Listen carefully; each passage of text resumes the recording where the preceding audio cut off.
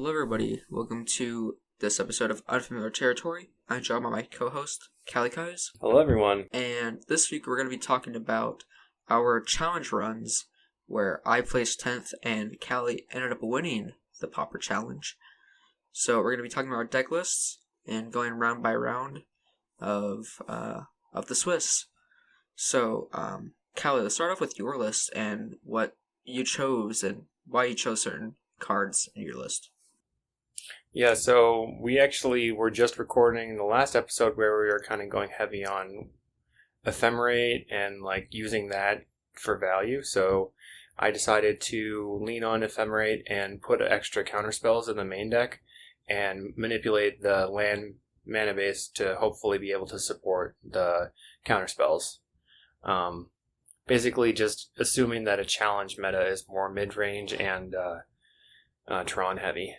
So I've got 3 counter spells main and just 3 bounce spells. Reduce the number of chanceries and kind of took out some of the early anti-aggro with the Faithful, but upped it Lone Missionaries in the sideboard to account for that. And then I tried to, I'm running 6 cantrips here for consistency's sake. That was kind of the theory. In your sideboard, you end up playing one snap. Can you explain why you have the singleton snap there? Yeah, so I found when you're relying on making your Stonehorns last and keeping the Stonehorn lock going, you want to have as many bounce spells on the deck as possible. So I would basically go down to just 1 or 2 counter spells of some sort post board, and then have the 4 Stonehorns and all 4 snaps, or the 3 snaps and 1 Echoing Truth. So it just gives you another way to replay your Stonehorn. And then versus Stompy or something, you want to have all the snaps. And then I guess kind of if you're versus a Delver deck, you also want as much bounce as you can to get rid of the early Delver or rid of the Angler. So in my list, I ended up going pretty straightforward with the list that I've been playing. I took my 5-0 list and pretty much ran it exactly as the 75. The interesting card choices that I have was that I didn't play any Sage's Row main deck because I feel like I feel like it's not really that great, as I play pretty fast and I don't really need to combo a whole lot. And I play one Echoing Truth because I expect a lot of Tron and a lot of aggro as well, so that's why 1 Echoing Truth is there. And in the sideboard, I have the Sage's Row, just in case for Tron and Boros decks. Yeah, and you also have cut 2 Ponders for an Ephemerate and a Snap over my list. And then, which card is kind of taking place of the Sage's Row? Mostly nothing. I think the main win con that I'm going to be using is decking them out, if they're playing a Monarch deck, or just snapping their board pretty much. Usually Stonehorn locking them really doesn't take that long, and then looping Deep Analysis can be pretty fast as well. Nice. You've never been nervous to loop Deep Analysis on somebody and think that what if they draw a counterspell or something? Usually by that time you have 3 ephemerates going off, and it's almost impossible to lose. I usually loop when they have 10 cards in the deck. And nothing really important in the sideboard or anything that really stands out. Exclude is mostly there for Tron. Yeah, Exclude is strictly there for Tron. And NBC, I guess, if that ever shows up. So. Yeah, things have been changing. You might see it again. Alright, so I was pretty aggressively trying to be anti-burn with my sideboard with the 3 Lone Missionaries. And then I got paired up versus burn round 1. And then I had kind of a slow start. I didn't get online very quickly. And then they were beating me up, killing all my creatures and stuff. And then I ended up trying to win with a flicker using a Faithful trigger, but they had Bolt Fire Blast and killed me. So then I was kind of on the ropes because I was already down 1 game. And then Game 2, I kept a hand with no white mana, but 2 faithfuls. So I was like, this is fine. And then I tried to cantrip quickly into white mana. Ended up finding no white mana until turn 4, but I actually found Ash Barrens, and then I was able to play Lone Missionary and then kind of go off with life gain that way. And then game 3 was pretty crazy because it was like super back and forth, and they got me down to 1 life a couple of times, and then I was like almost dead to top decks all over the place, but I kept getting Lone Missionaries and flickering them, and then just barely surviving. And then at one point it was like, if they top deck it, they win. If they don't, I win. And luckily they didn't, so I got there. It was pretty scary, but Vern's always kind of like, we should win, but I'm never really very confident against them. Yeah, it's really up if they can top deck the Fire Blast or Bullet Spell they need. So for my round 1, I got paired against a blue-black Altar combo deck. Lately I've been playing in the challenges. My round 1 opponent is always on some weird Jink deck for some reason. So I got paired against the Mirror Retriever combo. So game 1, they got an early Altar down, and I wasn't able to really interact with them. But I did have a prohibit up for their Mirror Retriever, but they actually played Unearth, so I countered their Retriever, but they ended up getting it back, so they won because they had Disciple Default. Game 2, I ended up getting an early Ephemerate lock and got to destroy their altars, and they couldn't really do anything, and I just had infinite counters and infinite removal spells, so they conceded. Game 3 was pretty much the same thing, except they almost got me, but I had the good old triple counter draw, and they couldn't do anything about it. So I won round 1, and that was pretty nice. Wow, nice. Going on to round 2. Round 2, I was against Deluxikov on the mono white splash blue aggro deck, just the metal craft, and it was really weird because I thought I was against Jeskai Affinity, but he just kept playing more white spells and kept playing like Thoughtcast and Of One Mind, and I was like, oh my god, I don't want to get got by a Galblast, but he just never ever had one, and I was like super confused. But game 1, I was able to Stonehorn him, and then lock him out of the game and win. It wasn't super close. And then game 2, I took a hand with like 1 fetch, and I think it was Mortuary Mire, and a familiar in hand. So I just played the Mire or something, and then I fetched out of Plains and played out my familiar and never drew a land. So that didn't go very well. I broke my rule of never. I broke my mulliganing rules. So for my round 2, I got paired against Pestilence, and this is probably the greatest popper match of my entire life because it got so tense at the end. So game 1, he got 3 Pestilence, top 16 cards, which is pretty much the only way we lose. And I got a bunch of E-Truths and Prohibits, and I was able to bounce his Pestilence a few times. And eventually he had, he went through 25 cards, and I got rid of all his Pestilences, but of course, he top decks the 4th one, and then I pretty much can't do anything from there.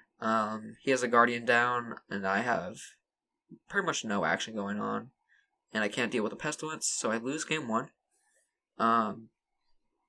But he is playing pretty slow, so maybe if, things get in my favor, he might be able to time out. And by the end of game 1, he has about 18 minutes. I have about 20 minutes on clock. And game 2, it's pretty much the exact same game, where he gets 3 Pestilence, top 16. And I'm actually able to answer it because I keep top decking E-Truths and Arcanomancers to stay alive. So he can't really play Pestilence, and I have negates to counter them. But this game goes on for so long. I'm able to start looping Mortuary Mire, and you can't really deal with the value there. and we get rid of all of his pestilences, and I get a faithful, and I gain infinite life, and he dies. And at the end of game 2, I have almost no time left on clock. I have about 7 minutes left to win the entirety of game 3 against a complete Ryan control deck, and he has about 11 minutes. So I'm expecting a timeout here. Game 3, he has a pretty good draw of 2 Pestilence, like in his opener, so that's pretty good against me. I'm able to play super fast and get down Seeking Oracles and a bunch of aggro cards while he's trying to set up everything. And he ends up getting close to my amount of time. I'm at about 3 minutes and he's about at 4 minutes. So we're kind of going back and forth trying to play as fast as possible, and we're not playing as good as we should be, but I'm about to win. I have a huge board, and I have 4 seconds left on clock, and my client is lagging so badly, and he has about 10 seconds, but he's still using things like Relic, which doesn't really do a whole lot when he also has to click and choose the target, so he ends up timing out before me, and I have a total of 4 seconds left on clock. I don't think it was going to matter because I was going to win the next turn, but it was a very, very tense game for sure. It was definitely a fun one. That's crazy. Yeah, that makes... I remember you were saying, like, that you were shaking. Oh, and unfortunately, you were the last match, so you were, like, just had to go right into the next one. Yeah, it was so tense. I was in a call with Blue Stalker because we were streaming the challenge, and that was a tense one. I forgot to talk about the third game of my round 2. It was basically like it was back and forth with him with Fluxikov like beating me down and me trying to like fog him out, and it got to the point where he had an attacker that with any pump would be lethal, and he missed it, and then I was able to fog and win the game. It's pretty nuts. So I was like king of the top decks that day. Yeah, it felt good to beat the Pestilence, not draw game 2 for sure. Yeah. Round 3 I played against Methonical on the Kitty Tron, the White Tron or whatever he calls it. And game 1 he just couldn't find Tron fast enough and I outvalued him. It's like, it was a long kind of grindy game, but I got there.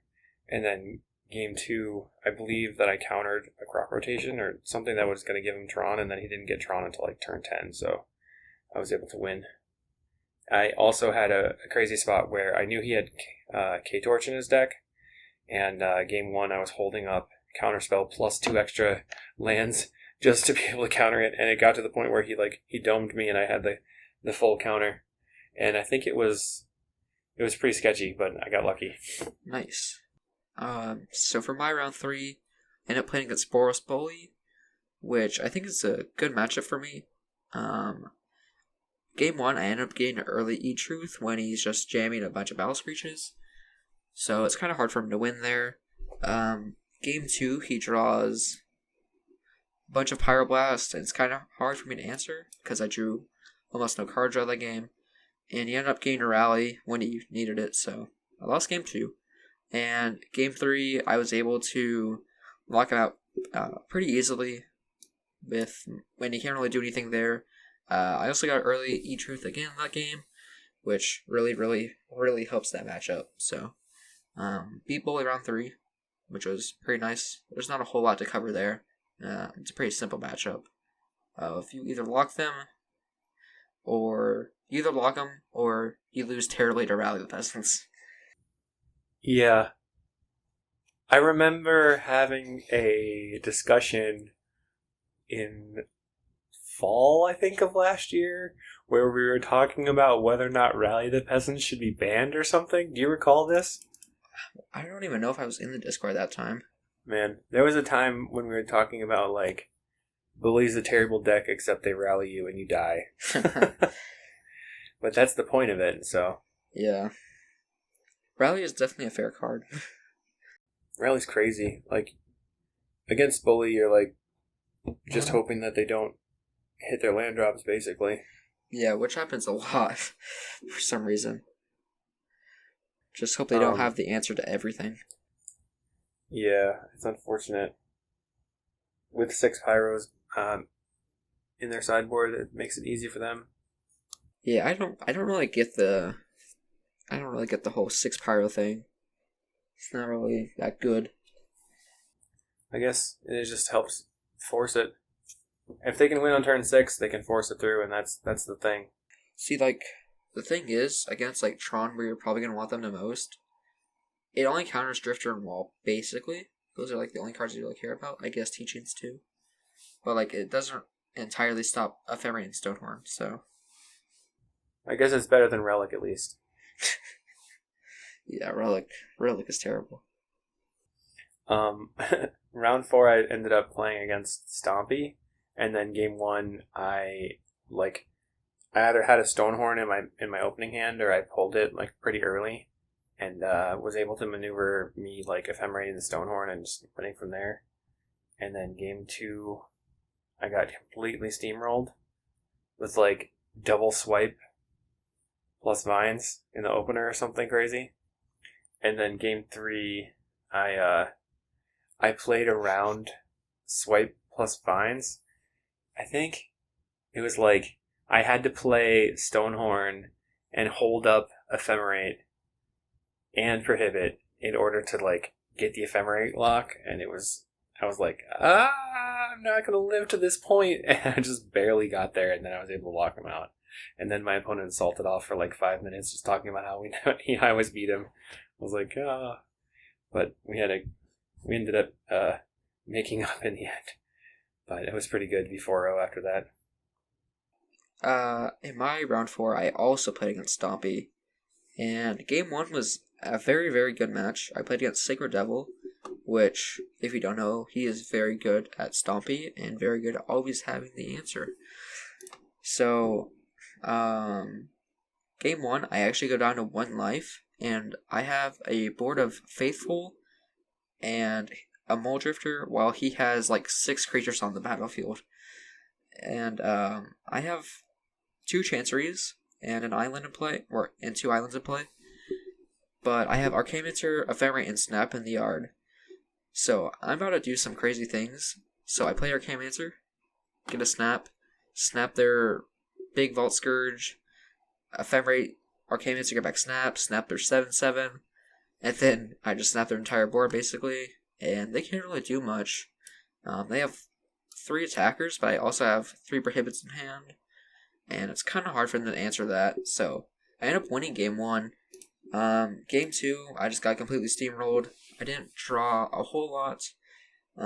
He had the vines to top deck, and beat me there. Game 3, I got Stonehorn Lock, and it was pretty smooth sailing. And then round 5. Yeah, in round 5, we were both... I don't know... Do you know how many 4-0s there were? There were 4 4-0s. Yeah, so we had a 50-50 shot, basically, of getting paired. We could... So it was Parallax... not get paired? It was Parallax, me, you, and, like, somebody else. Yeah. So we were hoping that, like, one of us got paired against Parallax, and then... somehow won. And then somebody got paired against the other person, which at the end the other person was on NBC, I think. So I guess the other person was going to be a very good matchup for one of us. But no, we ended up got paired up against each other. And, we lost the coin flip, and then basically I think I just had the better counterspell draw both games. Game 1, I kept a 2-lander. And it was very good. Like, if I drew a familiar or, like, any land early, it was going to be pretty good. But I ended up not drawing a land for a while, and Kali kind of got his familiars and stuff online. I can't really do much. Game 2, practically the same thing. Kali had more counters than me, and my hand was just full of counters, so... Yeah, the familiars mirror is probably worse than the Tron mirror. It's so bad. There's some counterplay, I think, like just knowing when to snap things and when to not, and when to like when to let deep analysis resolve and when to let other things resolve. It's really tough. Like the whole time I'm thinking like, can this resolve? Can it not? What's my next play? Like, what's 3 turns from now when I'm able to do this? But again, it's like you have to draw your lands in order to make anything happen, and whoever gets the familiar down first ends up winning. Yep, that's usually how it goes. I mean, we've only played the mirror. I've only played the mirror a few times, so I don't have very much experience with the mirror because not very many people play familiars. But the mirror is. It's always a surprise for me, anyway. Yeah. Like, whenever I play against you, I always have to ask if you're on FAMs. Because if you are and I am, it's going to be rough. Yeah. And then round 6, I ended up getting paired versus Parallax because he won his match. And it was kind of straightforward. I talked to Parallax about it, and I was like, hey, what FAMs build is good against Tron? And he goes, FAMs against Tron is the same as Tron against Tron. It's like whoever gets their engine on wins. That's fair. So basically in game 1 he Troned me, and then in game 2 I fammed him, and then game 3 he Troned me. It was pretty straightforward. I had a pretty uneventful round 6 against Elves, against the Elves Master himself, C is for Cookie, which also has a reputation like Psycho Devil, where he just has it all. So game 1 he has double Timberwatch Elf. That's very, very, very hard to beat. So I lose game 1 horribly. Game 2 he has 1 card in hand at the very end. I have Stonehorn Lock, but I'm assuming he has Distant Melody, but he gets a the Wildheart Invoker, which he plays, but I have to let it resolve. Or I don't Stonehorn Lock yet. I just have Stonehorn and Flickers, but no Mancer yet. So he plays Invoker. I have to let it resolve because I know he has Distant Melody.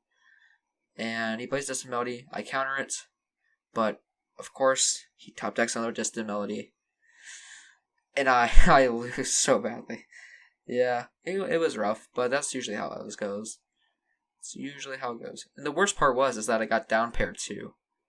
Like, I think Cookie was 3-3, or like 3-2. It was 4-1, so my breakers were just so terrible.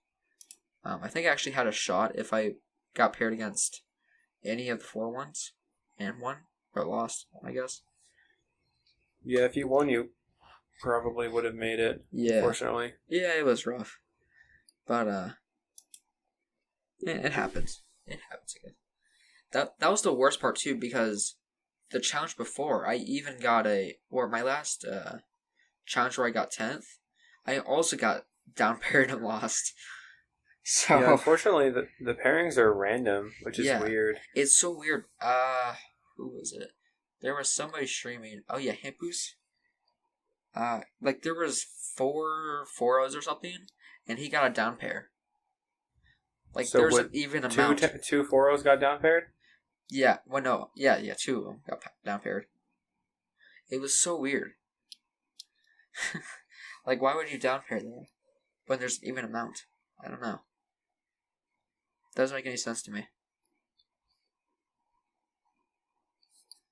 Very weird. Yeah, then my round 7, I ended up splitting, so I was basically locked for top 8, which was good.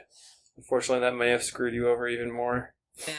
I mean, at that point, I knew I wasn't going to make it in because I got it down paired and lost, so I just let it happen. What did you play against round 7? Or, round 6. I lost in round 6. In round 7, I got paired against Billstar47, the creator of Tron, which he was on, which I do believe is a very good matchup for us. Yeah. Game 1, it wasn't really close. He got like a Carefree Scorch for a lot, but I had Infinite Life going for me, so it was pretty easy to win there. I also got another Ephemerate Lock, so that was nice. Game 2, he mulliganed down to 5. Or, was it 4? I think it was mulligan to 5. And, he really didn't get anything going on. I actually almost lost, because he, caved up Skyfish or whatever. but I ended up top decking a Mole Drifter. I was gonna die still, but he scooped it up for some reason.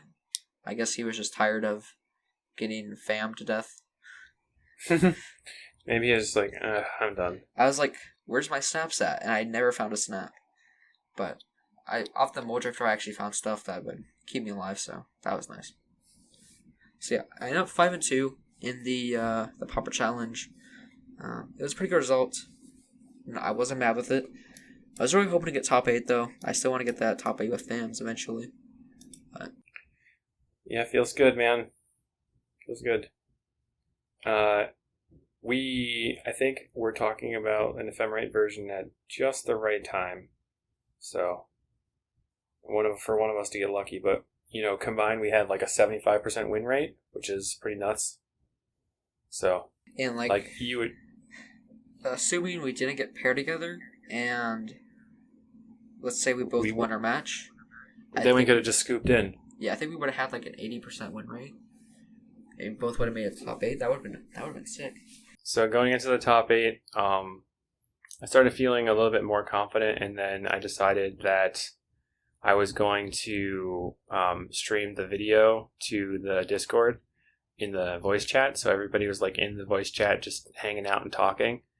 And I was like starting the match, and then it was too much. It was like too much audio for me. So I had to just put my headset down and then just have the mic up and then just talk, which probably was very weird for everyone else to be talking around me. And I heard Calpine like commenting the match while I was like trying to like do what's going on. Like he's taking this here. I'm not really sure why. I was like, I can't do this. And it was a really long day for me already. I mean, when you're on the 8th round, that's already 8 hours. It's like I can't even stay at work that long. So round 8 was against Boros Bully, and that's a super long matchup in general. But I ended up winning game 1, and the opponent had used a ton of time, so I was feeling pretty confident. But game 2, they ended up like trouncing me super fast, which wasn't really great. And then I think I revised my sideboard plan just slightly. And then game 3 was like back and forth constantly, where I was like bouncing their thing, trying to stay alive, trying to bounce my own thing to like gain some life, truce some of the screeches, and then just like try to live. And every single turn I was like a top deck away from death. And I was always like, if he has a pyro, I'm dead. If I don't draw well, I'm dead. If I can get the right thing, I'm not dead. And then in the end I had like Mancer, Snap, something, Ephemerate, and I was just like, he has 10 seconds left. I'm going to just try to set up some blockers. And then, like, just bounced a couple of things and waited, and then with, like, less than 15 seconds left, they were like, all right, good games. So I don't know if they timed out or if they just, like, scooped the clock. I think they timed out. Because I think they're about to have a lethal attack. But I know there was, like, one really important line there where it was, like, Ephemerate your Mancer, and you had the choice between, like, Snap or Ponder, I think. So it's like you either take the gamble with Ponder and try to find your out. Oh yeah, that was like the deciding factor. Yeah, and you up getting the Ponder, and then you got Mole Drifter, and then it just like chained together from there. Basically, at that point, I was like, if I get the Snap, I'm still alive. I'm dead to anything that they draw. If I get the Ponder, I could win. Yeah, because you were very. So I was like, combo. This is a straight up gamble. So and it worked out. So I was like, get the Ponder, play the Drifter. I think I drew like 5 cards that turn because of that, which was really lucky. But it's just, if you're gonna make it if you're gonna run hot, you gotta run hot. Sure. You gotta keep it going. I remember your sideboarding. It was like so weird because you brought in like 2 Stonehorns and. Normally I cut the Stonehorns. It's really odd. I don't remember exactly. I don't know. I think you board really weird, and like. It was like game 3 sideboarding. They're like, you should just bring in all the Stonehorns. But like, you didn't have your headphones on. So I DM'd you a Magic online. I was like, you should put in 4 Stonehorn. You didn't see them. I was like, I'm not doing that. That's not how I roll. I don't like bringing in Stonehorns versus Bully. Maybe I should. Yeah, but I like them a lot. I feel like you can win otherwise, and you lose if you don't make it to the late game. So if you make it to the late game, you're generally winning. That's why I like don't bring them in. I just try to rely on Faithfuls. Faithful is just so bad against Rally, though. It's bad against Rally, yes. But just don't let it come to that. Just win beforehand, it's all that hard. Bring in negates. Win before turn 6. It's basically like they have so many pyros. I guess Stonehorn doesn't get got by pyro, so maybe it's fine. Stonehorn FM all day. 2 white cards. You get 2 turns. Can't get pyroed or hydroed. Big brain. Maybe. Never expected. Okay. We can change.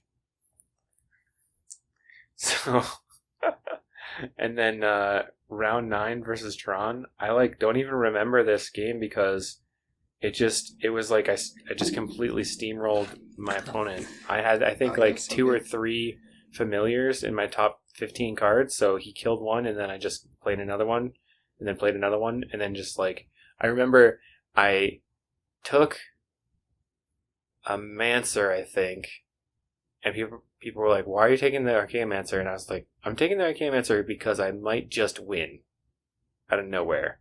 And then I ripped the Sagero and the Flicker, and I was like, "And I just win." That was so sick. That was pretty sweet. So winning on turn 6 was awesome, and then game 2. Sanctuary. Yeah, game 2 I just had I bring in all my negates, and I was able to counterspell or negate two ornaments, and then my opponent just kept drawing lands. And with Tron, if you get the bad end of the RNG stick, you can't really get out of it. So I ended up being able to roll them because they couldn't draw into any action. And I was just sitting there holding up counterspells and things something's got to happen, right? Something's got to happen. And we got in touch with him later, and he's like, "I had only lands in hand." I was like, "Okay, well that's good." I was wondering, I asked Depp, I was like, "What was your hand?" He was like, "Just 10 lands." Good thing you countered the ornament, though. We were debating if you should have countered it, and I guess countering it was correct. So. Yeah, I think that in the Tron matchup, you want to be aggressively countering things that can help them.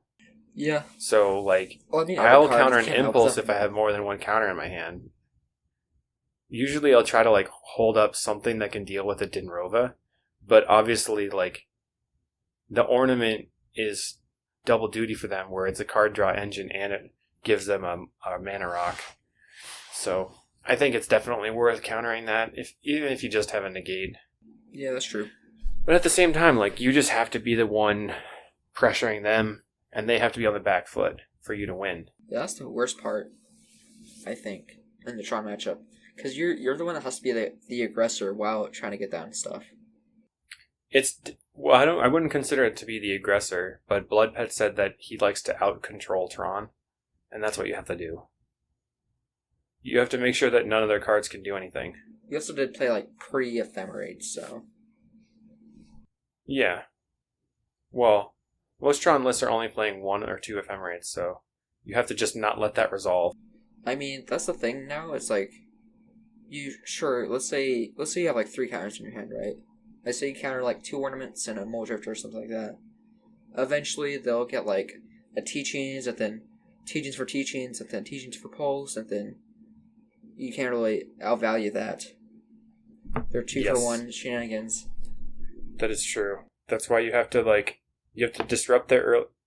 Versus Tron, the plan is disrupt them being able to get Tron. Step 1. And then step 2 is disrupt them being able to have colored sources. And then step 3 is disrupt all of their things that draw them cards or give them value. Yeah, that's why I bringing Enchant, because it gets rid of Ornament. It's true, but you're down on that exchange for sure. You got to get rid of it ahead of time. Or I actually sometimes like to just screw with my Tron opponents, and they'll go to activate Ornament at the end of my turn, and I Echoing Truth it, and then they have to recast all of them, which isn't super great for me, but it does a thing. It is pretty funny. It's a time walk, and then they have to spend some mana on it. So you wasted a card for 14 mana of theirs, but they have all these Tron lands that supply them all that mana. so it doesn't really matter. Yeah. I do like Echoing Truth as a one-of, though. It's pretty fun. It's been pretty good for me lately. So then, going on to round 10. Round 10, I'm against the person that I scooped into the top 8. And I think this list was a little bit unrefined. I think it's getting better now, but it was Blue Black Fae, which is a fairies list with spellsetter sprites and supporting fairy crew. And then also it has like Cast Down and Snuff Out and Thorn of the Black Rose. So it can definitely be pretty scary with all the free spells and counter spells and stuff. Some of them are even playing Force Spike, which is the bane of my existence. Spooky Force Spike. I always walk into days. I was walking to Force Spike. Like, I'm not going to play around it. I don't care. But so we were playing the top 8, and game 1 was like pretty much in my favor, I think. And then near the end, my Sagero had gone to the yard, and I had bottomed a Mortuary Mire. And so I was just kind of like hanging out, not dying for 10 turns, waiting for the Mortuary Mire to come back. And then eventually got it back and won the game. Game 2, I believe I was on the back foot most of the game. And then he ended up beating me. I think it was like Thorn problems for my end. And then game 3, I was able to outvalue him, and it was getting weirdly close to time as well on both of our sides, but we got there, and nobody was in the red for time, and it was pretty sweet. Ended up winning. We did split the prizes ahead of time and just play for glory, but I definitely am happy to take that trophy home. It was awesome. It was fun watching that. My problem now is that I'm never satisfied with my lists, and challenges and leagues are always different, so I immediately just started experimenting and losing all my tickets. Although I have had some success with some familiar brews lately. Yeah, do you want to talk about what's on the horizons for brewing? Yeah, so I know you were like Neo Weapon sent you a Just Sky list from 420 Dragon, and you ended up 5-0ing with that list, and we were thinking maybe we should just swap out the red. The red was like strictly there for Pyroblast and removal, so I was like, maybe we could cut the red and play black instead for Cast Down, because it's just really good. So I think you tried it, and then Kerblinks tried it, and then I kind of did a show off that, and Kerb ended up going 4-2, I think, in the Saturday challenge. I don't know how you did, but I got a 4-1. I got a 4-1 with my list, which I've been liking a lot. So yeah, I ended up getting a 4-1 and a 3-2 for 70% over 10 matches, which was pretty good. I think that one of the 3-2s I like screwed up somehow. Yeah, which was unfortunate. That's also the same results I've been getting, but all my losses so far have felt very winnable for sure. The list that I was playing was like, I think no Stonehorns main, and it was kind of like relying on removal and snaps to do the job. So it was like 3 Faithfuls, 3 Cast Down, 3 Snap, and it seemed to run pretty well.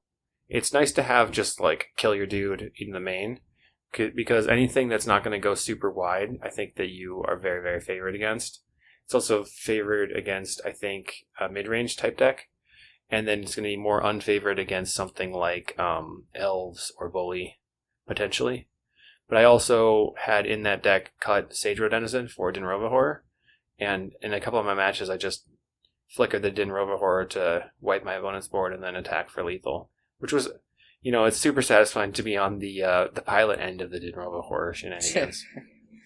Yeah, I've also been on one Dinrova Horror. It's been really sweet tech for sure. I've been enjoying it a lot. In my list, I've been on. I'm 93 right now. I got a 4-1 and a 3-2. Like I said, all my losses have felt actually winnable. I punted a loss, so there's that. But I've been. So I ended up cycling Ash Barons, And for some reason, I thought the plains was at the top, but I clicked an island instead of the plains. And I only had islands, so yeah. If I got a plains there, I would have had Stonehorn Lock, and probably would have been done by then. But, Oh no! yeah, it was sad times. That sucks. But in my list, I've been on the 4 Faithful train. I have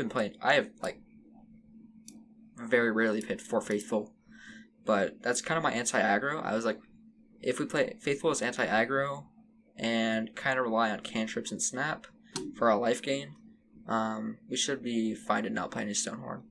So I'm on 4 Faithful and 6 cantrips, 3 snap, and 3 compulsive. Compulsive is very good with Faithful since it's cheaper than DA, and it can dig for whatever you need as well for very low cost. I've been liking it a lot. It's been a very good card. So how many Stonehorns do you have in your list? I have 4 sideboard, and I don't even know if we'd need 4, to be honest. Like, aggro's felt really good without him, just because Faithful just carries you that much against aggro. The crazy thing that I was attempting to do was play a blue-white main with a swamp in the main, with 3 cast downs and a Reaping the Graves in the sideboard, and then also have Pyroblasts and Gorilla Shaman in the sideboard with a mountain. And I think that I might have gone too far off the deep end, because that was not working at all. You've been on a rainbow binge lately. Yeah, I just want all the things. But I originally was playing black for Cast Down, Mournwilk, and Reaping the Graves in the sideboard, and only for Denrova Horror main deck. But Reaping the Graves really wasn't that good, and we actually talked about this on the Blood Pet episode. They didn't really need to play Reaping the Graves because they had Mortuary Mire, which Reaping the Graves is really just overkill. So I ended up cutting Reaping the Graves, and right now I've been trying out Blue Elemental Blast. I have not played a league with it yet, but I'm going to see if it works out. Because in this list, I actually end up cutting all the Blue Elemental Blasts just to have as many live cards against every matchup as possible. So I guess if you have cast downs to take out thermos, and if you have, you need you need a way to deal with a curse. But wow, in this list that I created, I don't have any enchantment hate. Oh man, I don't have any either going so far. I found that Denrova Horde does a decent job at enchantment hate. Oh yeah, Denrova Horde is great. Against Burn, I actually bring in Cast Down, and it's been really good so far. Oh no, I agree. That would be a good thing. Yeah. Especially when you're not playing Blue Elemental Blast, that like deal with thermos and stuff. It's been pretty good there. Do you want to talk about going deep? Oh. we attempted to make a Pestermite Fams Tron list, which was pretty fun when we're on the Tron train, but oh, yes. I didn't do very well with it. Yeah, that was a fever dream of a deck.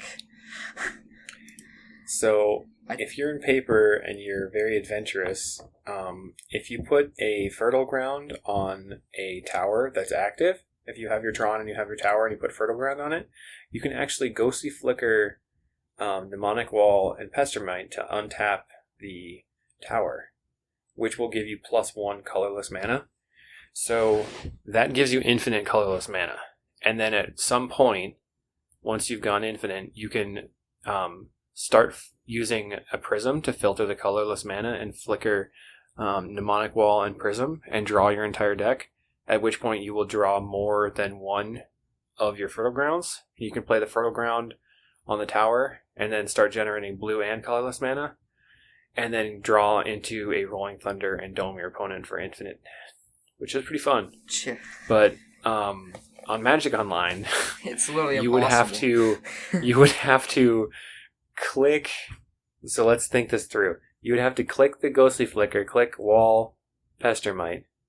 No, you'd have to tap the tower, and then click blue to choose blue, and then flicker Wall, Pestermite, and then have to click 3 times to use the correct mana, leaving open a colorless. and then click the flicker in the yard, and then smash the yes button to draw it, and then you'd be up 1 colorless mana after like a minute of clicking. 1 mana? Let's go! And then you'd have to do that 3 times in order to have 1 card draw from the so prison. Satisfying. So worth. So then what I attempted to do was to jam Sunscape Familiar into that, because the Sunscape Familiar can allow you to just have... You don't even have to click the mana. If your flicker only costs 1 blue mana, it doesn't matter how many blue mana is in your pool, just use one of them. So that ends up being much faster, but not as reliable, because Sunscape Familiar is not super great in Tron. But the thing that we found out from there is that you just have to play Tron and you have a lot of good engine. So hopefully Wizards decides to do something about that at some point, but Tron is still on the menu. I think moving forward, another reason that I was looking into that blue blacklist was because of Walls and just how much I hated losing to him and like not being able to do a dang thing. Like when you're against Walls, you don't have any way to interact with them. You could bounce their Axebane, but then next turn they'll just play it and kill you. So if you at least have... I found with the 3 cast down 3 snap, I was able to just like blast through everything and then work up to the point where I could win. You know, surprisingly, I think I had over a 70% win rate against Walls with regular blue-white. I don't know why. Yeah, I just draw up all my snaps against them. I'm just a luck sack, I guess. I would always lose. But I actually ended up joining the dark side and played a little bit of Walls for a little bit, like a couple of days, or maybe a week, and ended up making Crusher Walls, which just put Umlux Crusher in the main deck, and got a 4-1 and got a 5-0 with it, so felt really good. That's very solid. And I think that sounds like your dream is to just crusher people as fast as possible. Yeah, it's just what I like doing in Pauper for some reason. I just like playing turn 4 crushers and then making my opponents suffer because I can't do anything about it. It's in the name. It's dream crushering. It is. It is crushing. And then the recent challenge, Live 1, which is like who is one of the best Walls players right now, ended up winning the challenge with 2 crusher main deck. And we ended up like talking about the list in the Walls Discord. Like I ended up tweaking the list there, so I guess I took inspiration from it. That's pretty awesome. You did that, and then one person in the Familiars Discord, Calpine, he's been running Mournwelk, which is very interesting. It's a 6 and a black for a 3/3 that says when it comes into play, target player discards 2 cards. And it evokes for a 3 and a black. So that's his Tron tech. Versus like trying to exclude them or anything. It's just make them have no hand at all. Which, if you're playing Esper, on turn 5 you can evoke and ephemerate it and then strip 6 cards from their hand. Yeah, I've been liking it a lot in the Esper Familiars deck. It's quite good against something like mid-rangey. Mm-hmm. It's so sweet in the Tron mirror, though, because it's like, even if your opponent has natural Tron and Ornament, their Ornament can't really do anything, because you're also going to get cards off of it. So, like, if Mournwelk and Ephemerate comes down, and they have to discard their hand, they're pretty much going to lose the entire game. It's so disgusting, and I love it. It's really strange to think that kind of thing is better than Drifter Ephemerate, but it is because you don't have to spend extra cards and mana later. You're just kind of like taking it away from them, and you know that all the cards in their hand are really important. I guess it really depends on the matchup, though. Depends on what? On the matchup? Yeah. Or like the position. Yeah, I don't know, like there's sometimes where I want Drifter instead, but so far I've really liked Mournwelk against the grindy matchups like Monarch and Tron. It's very good there. And right now, it's still a surprise card. Yeah, it's like, ha, gotcha. Discard your entire hand. Yeah. My Boros Monarch opponent was saving removal spells, and they were saving Reaping the Graves, and I just Mournwalked them, and they were like, that's not good. Oh. I ended up playing against Boros Monarch, and they had like 3 cards in hand. I was like, okay. So, Mournwalk Ephemerate. Then they discarded land, Golden Egg Skyfisher. I was like, okay, feels good. And they had nothing going on, too. Oh, it was great. Mournwalk, Snap, Mournwalk. Why Snap Drifter? Well, Drifter Snap Drifter when he can Snail Snap Snail. The biggest red text.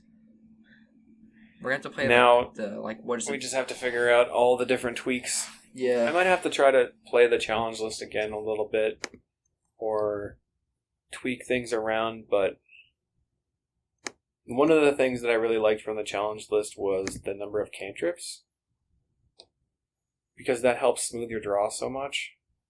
So maybe I could just remove Sage's Row and Stonehorns and like 1 counterspell for 3 cast downs and a Denrova.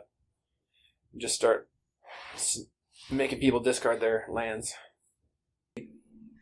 Maybe we need to play Stormscape Familiar so we can get the discount for the Mournwalks.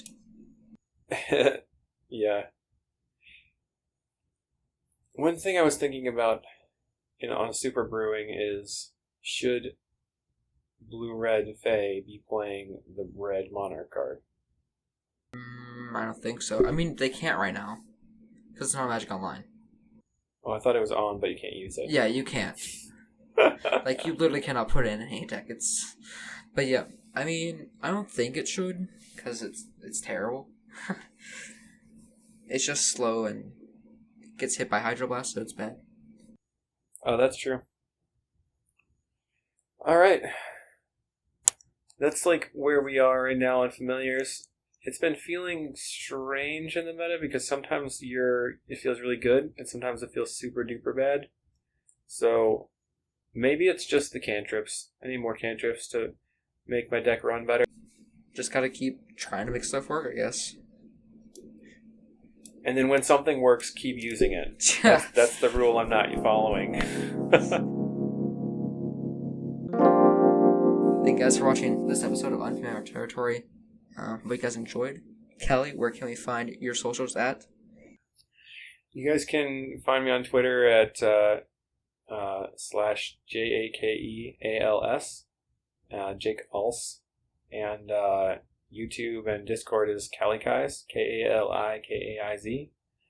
Still have some videos up from the Sanctuary times, but we'll try to put some videos up from this new No Sanctuary craziness. And you can find me on twitter.com/Zimplfy1, twitch.tv/Zimplfy. I've been streaming there a lot more recently, and the YouTube, of course. And Magic Online username, not good. So, hope you guys enjoyed this episode, and we'll be seeing you guys later. Peace. Thanks. Bye, everyone.